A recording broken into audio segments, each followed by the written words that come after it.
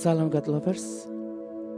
Apapun keadaan kita, Tuhan tahu apa yang terbaik bagi setiap kita.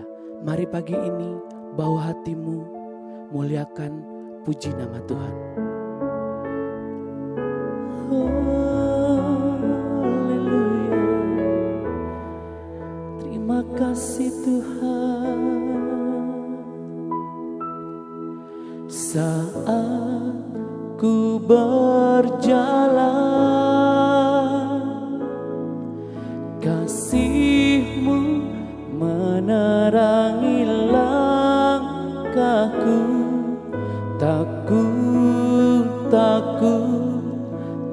ku bimbang, karena ku tahu Kau bersamaku.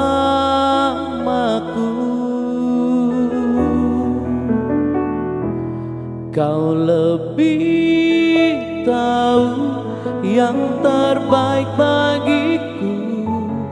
Kau lebih sanggup pulihkan hidupku. Ku berserah, ku percaya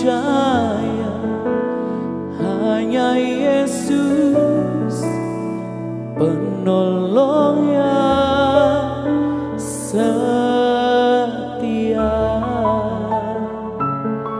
Terima kasih Tuhan, Kau penolong yang setia dalam hidup kami.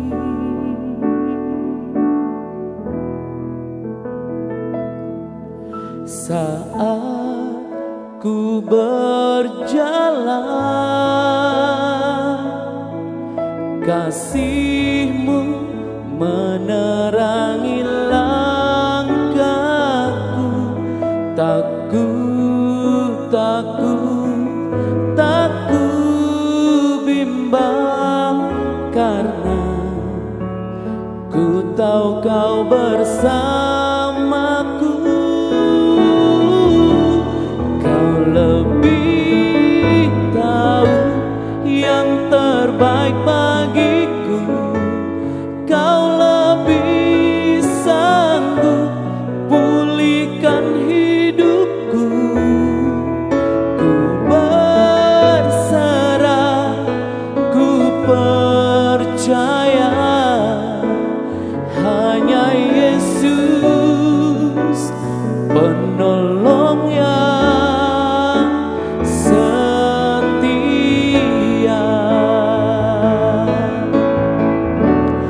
Kau lebih tahu yang terbaik bagiku. Kau lebih sanggup pulihkan hidupku. Ku berserah, ku percaya hanya Yesus penolong yang setia. Hanya Yesus penolong yang setia.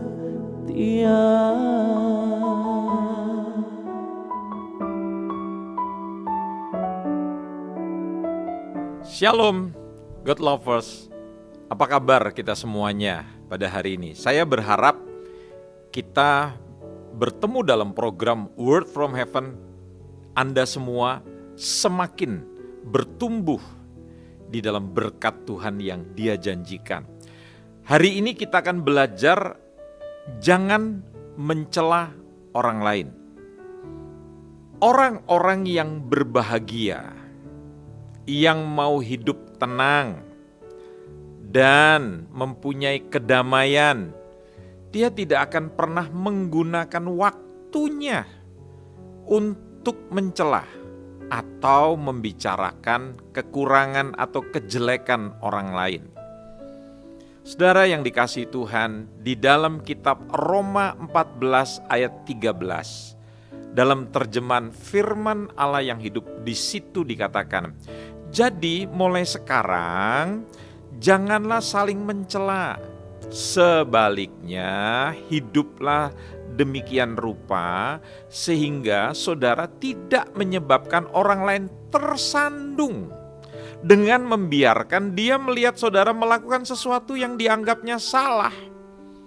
Hal pertama yang saya ingin Anda belajar pada hari ini, untuk kita tidak membiasakan diri melihat kekurangan orang. Bapak Ibu tahu, nggak usah orang lain, kita sendiri harus menyadari bahwa di dalam kehidupan kita, kita punya kelebihan yang tidak dimiliki oleh orang lain. Dan kita juga punya kekurangan atau kelemahan kita itu tidak dimiliki oleh orang lain.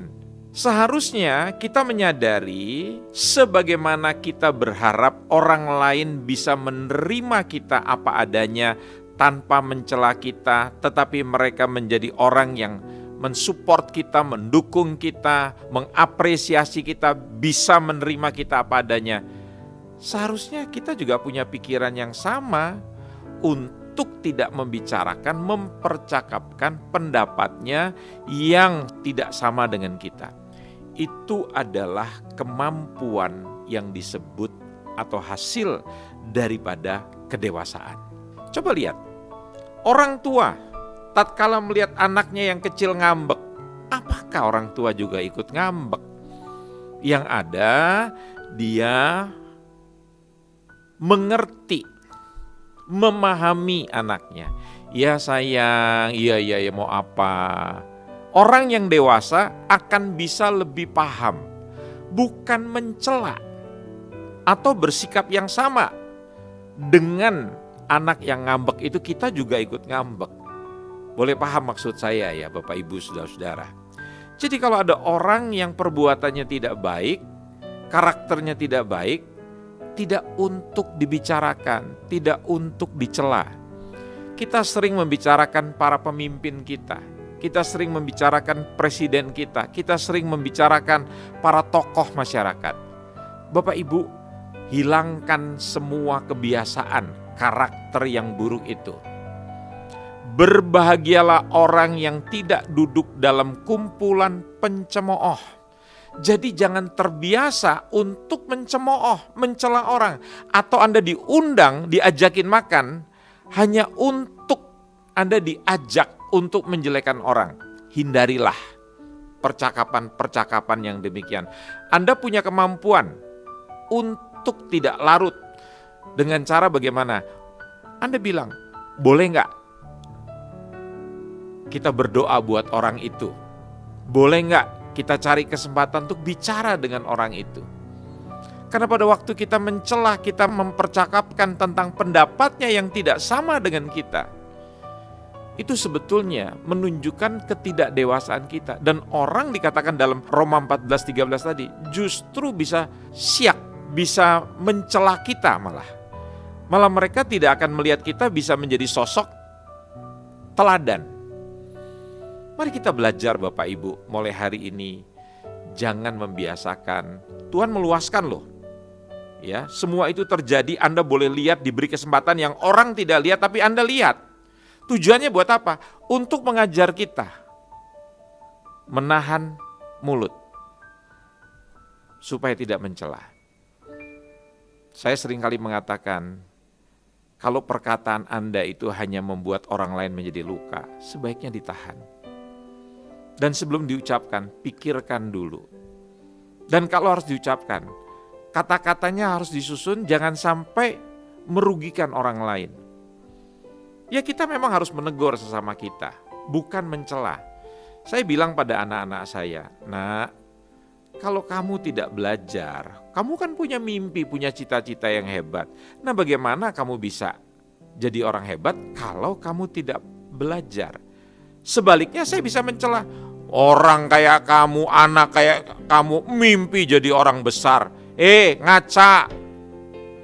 Kamu itu orang pemalas, bodoh. Nah itu kan mencela. Pertanyaannya apakah itu akan membangkitkan, mendorong dia untuk menjadi seorang anak yang hebat? Tidak, justru menjatuhkan. Nah pikirkan, renungkan, belajarlah dari firman pada pagi hari ini. Mari kita berdoa. Bapa di dalam sorga, terima kasih untuk firman yang luar biasa yang kami dengar. Hamba-Mu berdoa biarlah setiap kami diberkati Tuhan dengan luar biasa. Dalam nama Tuhan Yesus, amin.